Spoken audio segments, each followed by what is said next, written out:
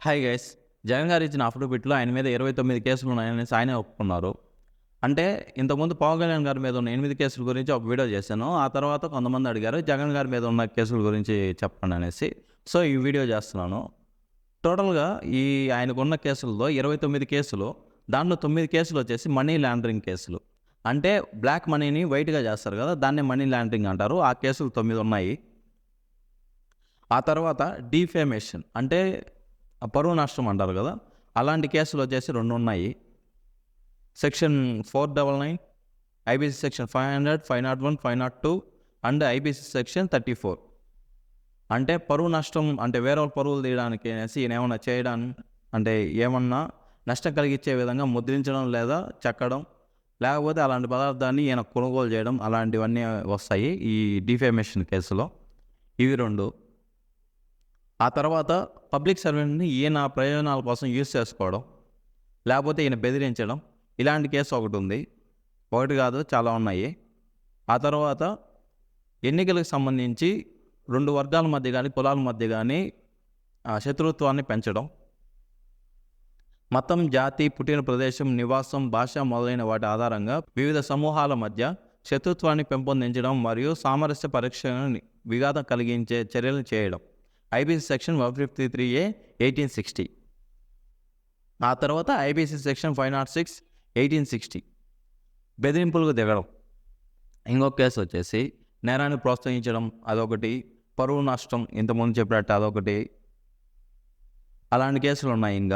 ఇంకొకటి IPC section 425 అల్లర్లు సృష్టించడం, ఐపీసీ సెక్షన్ 505 అది తరగతుల మధ్య దేశం లేదా దుష్ప్రవర్తన సృష్టించడం లేదా ప్రోత్సహించడం, గొడవను ప్రోత్సహించడం ద్వారా ప్రజా దుష్ప్రవర్తనకు దారి చేసే ప్రకటనలు చేయడం, లేకపోతే నిజాయితీ లేకుండా ఉండడం, ఇదొకటి ఉంది. ఇంకా 9 కేసులు వచ్చి నేరపూరిత కుట్రకు శిక్ష, మోసం చేయడం లేకపోతే నిజాయితీగా లేకపోవడం అంటే సెక్షన్ 420. ఆ తర్వాత సెక్షన్ 409 పబ్లిక్ సర్వెంట్ లేదా బ్యాంకర్, వ్యాపారి లేదా ఏజెంట్ ద్వారా నేరపూరిత విశ్వాస ఉల్లంఘన. ఇంకా సిబిఐ పెట్టిన కేసులు ఉన్నాయి. సెక్షన్ 9, సెక్షన్ 12 ప్రభుత్వ సేవకుడితో ఈయన పనులు చేయించుకోవడం, లేకపోతే వాళ్ళని ఇన్ఫ్లుయెన్స్ చేసి ఆయనకు ఉపయోగపడేలా ఏదైనా పనులు చేయడం. ఈ కేసులు ఉన్నాయి. 9 కేసులు ఉన్నాయి ఈ విధంగా. ఇంకొక కేసు వచ్చి మోసం చేయడం మరియు నిజాయితీగా లేకపోవడం, ఆస్తి పంపిణీ సరిగా చేయకపోవడం, పబ్లిక్ సర్వెంట్ ద్వారా నేరపూరిత దుష్ప్రవర్తన శిక్ష, పబ్లిక్ సర్వెంట్ ద్వారా నేరపూరిత దుష్ప్రవర్తన.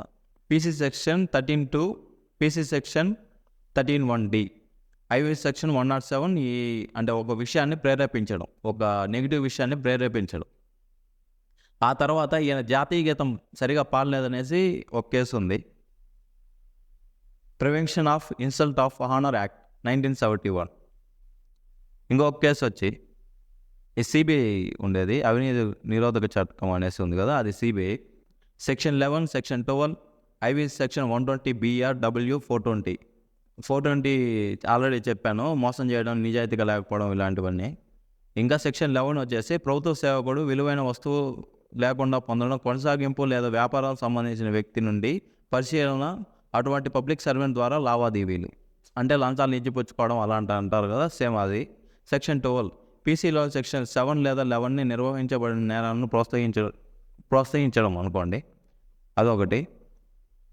ఇంకా లాస్ట్ కేసు వచ్చి section 177 of motor vehicle act 1988, general provision of punishment of offences, section 34 Indian penal code, acts done by several persons of furtherance of common intention. ఒక పని కోసం కొంతమందిని గుమిగూడి ఆ పని చేయించడం, లైక్ ఏదైనా అల్లర్లు కానీ లేకపోతే ఇలాంటివి ఏమైనా కానీ. ఇప్పుడు చెప్పిన 29 కేసులు ఆయన మీద ఉన్నాయి. అంటే కొన్ని అంటే సేమ్ అవే ఉన్నాయి కాబట్టి నేను అలాగ 9 కేసులు అని చెప్పాను. ఒకే టైప్ ఆఫ్ అన్ని కేసులు ఉన్నాయి కాబట్టి. ఇంకా చంద్రబాబు గారివి, లోకేష్ గారివి చెప్తాను. ఇంకా ఎవరిమన్నా కావాలన్నా కూడా మీరు చెప్పండి. చంద్రబాబు గారి మీద కూడా 22, 23 కేసులు ఉన్నాయి. అండ్ లోకేష్ గారి మీద కూడా 24 కేసులు ఉన్నాయి. నెక్స్ట్ వీడియో అదే చేస్తాను. Thank you.